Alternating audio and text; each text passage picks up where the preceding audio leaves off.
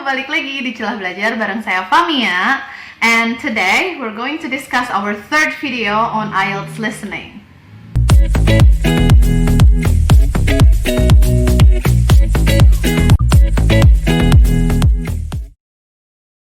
So, buat kalian yang udah lupa silabusnya apa, ini saya kasih lagi.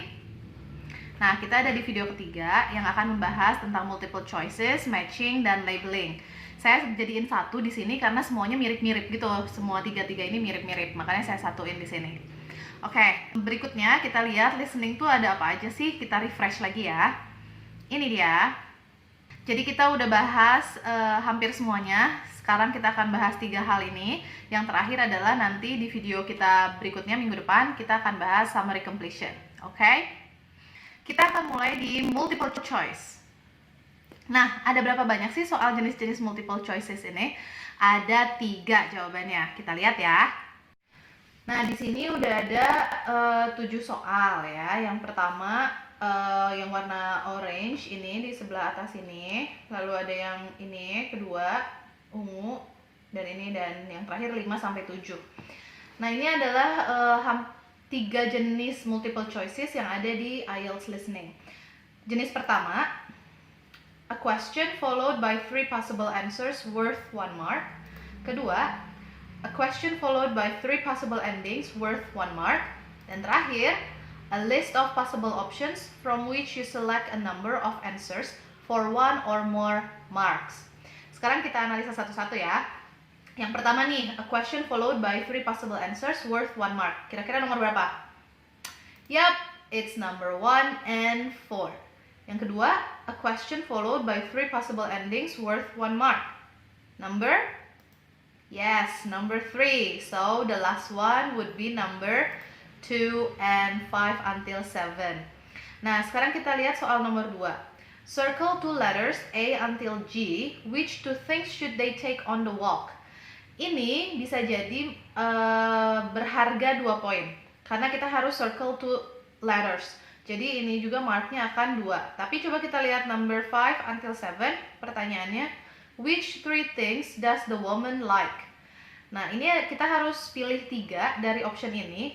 Tapi ini untuk pertanyaan 5 sampai 7. Jadi masing-masing worth 1 mark. Hanya 1 aja poinnya. Oke, ini adalah ketiga contoh soal di multiple choices. Untuk soal-soal multiple choices kayak gini, pendekatannya adalah read all of the multiple choices questions and say which type of question it is. Dari yang ketiga tadi ya, yang mana, how many marks it is worth, what the topic is, who the speakers might be. Nah, sebetulnya nomor 1 dan 2 itu dikhususkan untuk students supaya mereka lebih aware aja sama questions yang didapat sama mereka tuh apa sih, yang kayak gimana sih, dan berapa poin. Jadi supaya mereka tuh misalnya, oh ini 3 poin nih, berarti I have to get it correct because I will lose 3 points if I made a mistake gitu. Nah, untuk pertanyaan ketiga dan keempat itu supaya si student bisa lebih aware dengan konteks dari pertanyaannya dan dari recording yang akan mereka dengar. Beberapa kali saya udah jelasin ya, untuk soal listening, you need to read the questions first and then you listen to the recording. Jadi saat nanti diberikan kesempatan untuk membaca soal, make sure that your students or you actually read the questions first before you listen to the recording. Okay? Alright, now sekarang kita coba latihannya ya. We have to analyze the questions based on these 4 statements. Okay? Here you can pause and analyze the questions. After you finish analyzing the questions, sekarang kita coba dengarkan pertanyaannya ya. Track 12. Question 1. So, how did your first week of architecture go? Not bad, but Monday is incredibly busy. I've got 3 two-hour lectures that day. Really? What are they? Well, we start with construction at 10 o'clock. That's really just engineering theory. Then I have an hour off to go to the library and catch up on some reading. And at 1 o'clock we have a lecture on computer-assisted drawing. And that's learning how to use computer programs to help you design buildings. No time for lunch then? No, exactly. And we finish the day with a lecture on history. Whoa, that is a full day. Question 2. You will hear a man telling a group of hikers what to take on a bushwalk. Now, we recommend that you get yourself a small bag to carry your supplies in. But please, not a heavy rucksack. The lighter the better.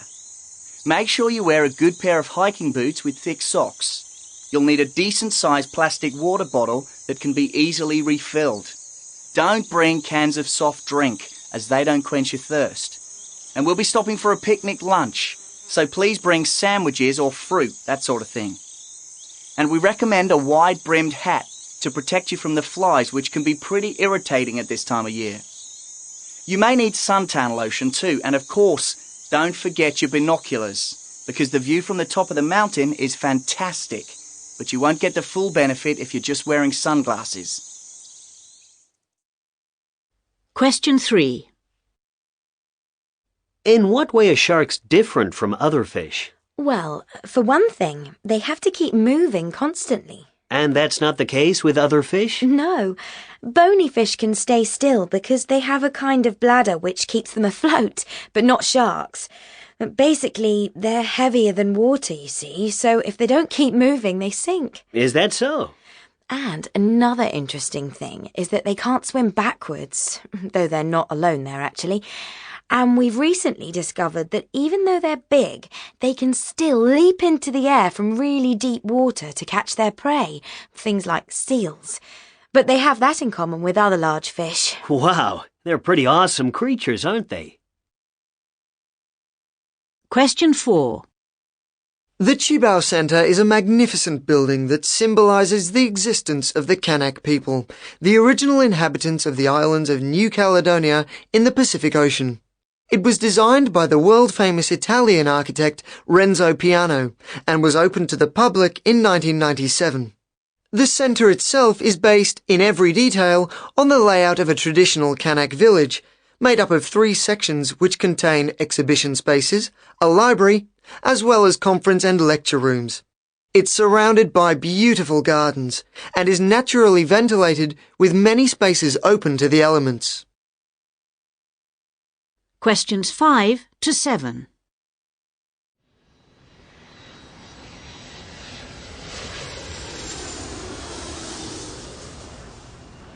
I've always been interested in plane spotting, ever since I was a little kid growing up in Holland. I think I just like the look of them, you know?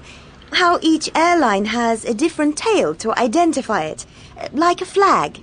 I used to go to the international airport with my dad, and we try to see every plane in an airline's fleet. They each have a serial number, though it's quite a job to see them all. And I love seeing planes from unusual places, even though I don't really want to go there myself. I also like souvenirs from planes, and I get my friends to bring me things whenever they fly anywhere. I've got tray tables and knives and forks, and I've even got a seatbelt. I take about 7,000 photos of planes a year, and I'm often down here at 5 in the morning to catch a shot of the plane's landing. You're not actually supposed to get too near the airfield. You should be 3 meters away from the fence. Quite often the patrol cars come round and tell you to move away. But I love the sound of the jet planes. The louder the better for me. I've never flown in a plane, you know. I'm actually scared stiff of flying.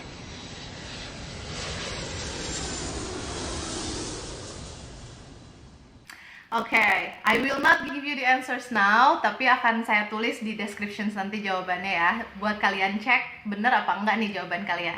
Nah, seperti yang tadi kita udah dengar, banyak banget paraphrasing, ya enggak?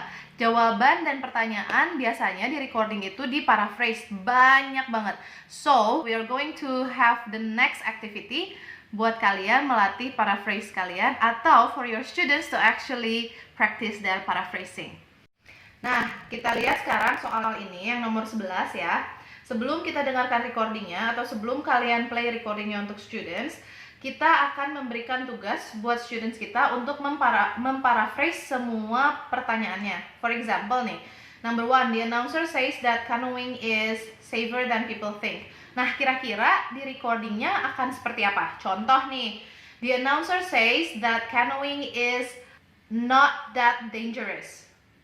Just for an example, karena kan paraphrasing itu meaning yang sama, kalimatnya berbeda. Jadi biarin students kalian itu untuk memparaphrase si kalimat ini dengan semua optionnya, 3 option tersebut diparaphrase dengan bahasa mereka sendiri. Nanti kita cek apa meaningnya tetap sama atau enggak, atau they have difficulties in paraphrasing. Artinya kalau mereka punya kesulitan untuk paraphrasing, their vocabulary is not enough. So you need to drill more vocabulary activities. Kayak gitu. Nah, habis mereka paraphrase soal-soal tersebut, move on to the previous step, yang 4 statement tadi. Jenis pertanyaan yang mana sih ini tuh? Kedua, berapa poinnya yang bakal didapat? Topiknya apa? Dan kira-kira hubungan antara one speaker to the other itu apa? Itu yang harus dianalyze, oke? Seperti yang udah praktis yang tadi kita lakukan untuk menganalisa soal itu sebetulnya memang memakan waktu dan tidak harus dilakukan pada saat tes. Jadi ini hanya untuk melatih students atau diri kita sendiri supaya lebih aware dengan questionsnya seperti apa. Dan juga supaya kita lebih terbiasa dengan proses berpikir yang seperti itu. Jadi nanti pada saat tes, again, I will say this, you will subconsciously do all those things. Jadi nggak usah yang, kalau sekarang kan kita harus ingat-ingat, tadi apa yang pertama ya, harus ngapain ya, yang kedua ngapain ya. Nah nanti secara otomatis otak kita akan bekerja seperti itu. Begitu lihat soal multiple choices, kita akan langsung, oh oke. Ini 1 poin, ini harus begini, ini harus begitu. Langsung gitu otaknya udah langsung otomatis. Nah, caranya supaya bisa kayak gitu adalah keep on practicing. Okay? Don't stop doing the practice. Nah, untuk nomor 3 sampai 6, please repeat the steps yang 4 statements tadi. Yang what kind of questions, what kind of multiple choice questions it is, how many points will you get, or what's the worth, and then what is the topic and the relation between the speakers. Nah, itu diulang lagi. You don't have to paraphrase number 3 until 6 karena terlalu panjang. And it's okay. Dan kayaknya dari video 1 dan 2 juga udah banyak banget latihan-latihan paraphrase. So, you'll get used to it. If you want to have it as a paraphrasing practice, go ahead. Feel free to do it. It will be good for your students. But then if you don't want to do it, that's okay. Okay, that's it actually for multiple choices. We're moving on to labeling. Labeling itu ada berapa soal sih sebenarnya? This is it. So this is our second types of questions, labeling and matching. There are 3 types of diagram task. 1. Complete the labels on a diagram with words from the recording. And 2. Match options in a box to points numbered on the diagram. And the last one, match points numbered on the diagram to items or descriptions. Nah, jadi yang pertama ini yang paling standar sih. Jadi di diagramnya itu nanti akan ada gaps, dan kita harus isi gapsnya dari kata-kata yang ada di recording. Yang kedua, kita dikasih pilihan di dalam box, let's say A until G, dan kita harus match pilihan tersebut ke diagram atau maps. Yang terakhir, itu nanti ada pilihan di dalam diagramnya, ada A, B, C, D kayak gitu, dan nanti di pertanyaannya itu kita harus match.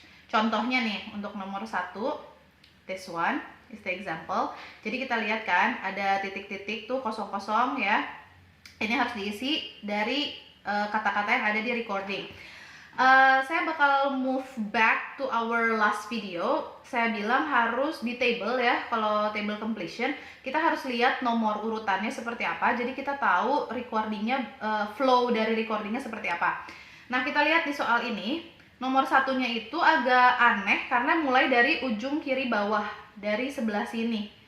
Biasa nomor 1 itu kan di atas sini ya, so you have to be careful karena kita mulai dari sini. Jadi kita lihat dulu nomornya urutan dari mana, karena semua pertanyaan di diagram completion ini, dari labeling ini selalu urutan di recording. Jadi jawabannya itu selalu dari nomor 1 ke nomor 2, ke 3, ke 4, dan ke 5, seperti itu.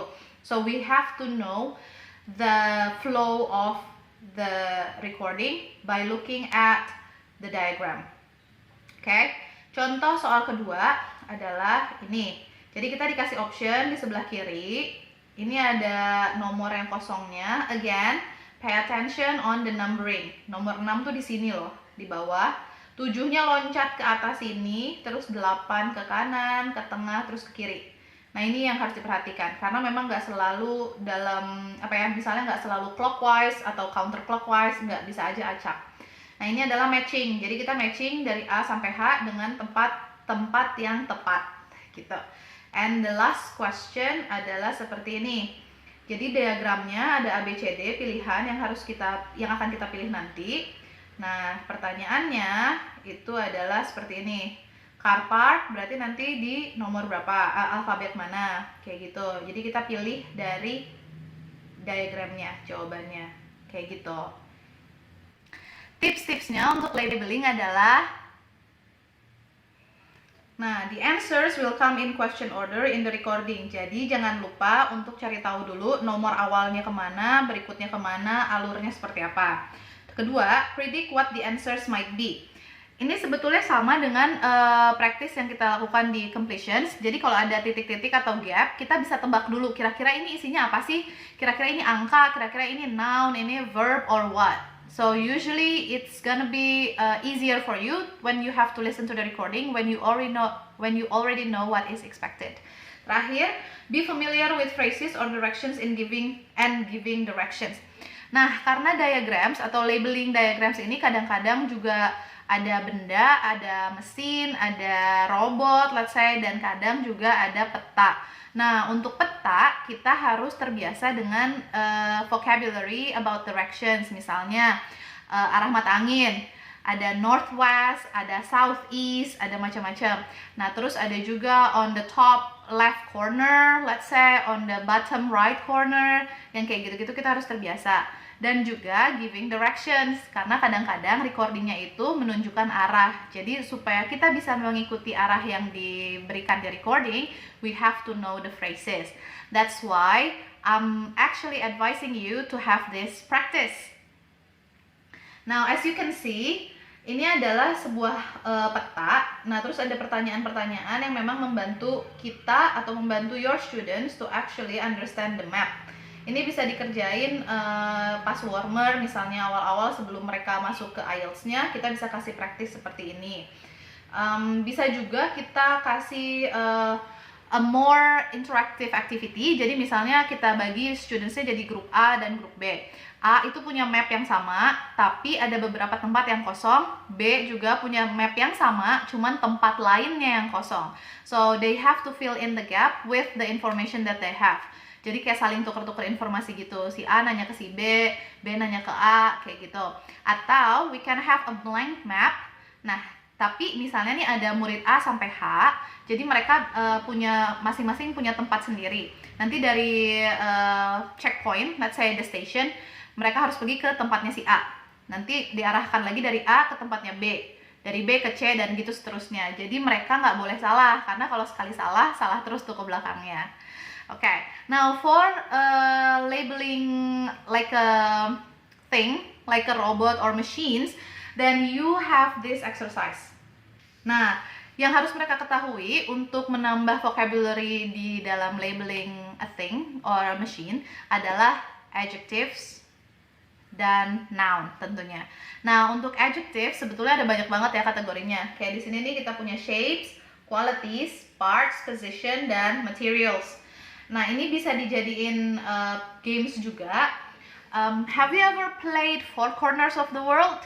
Jadi misalnya kita punya di pojok kiri ada shapes, di ujung kanan ada qualities, di pojok kiri bawah di kelas ya, maksudnya pojok kiri bawah ada parts, and then we have positions.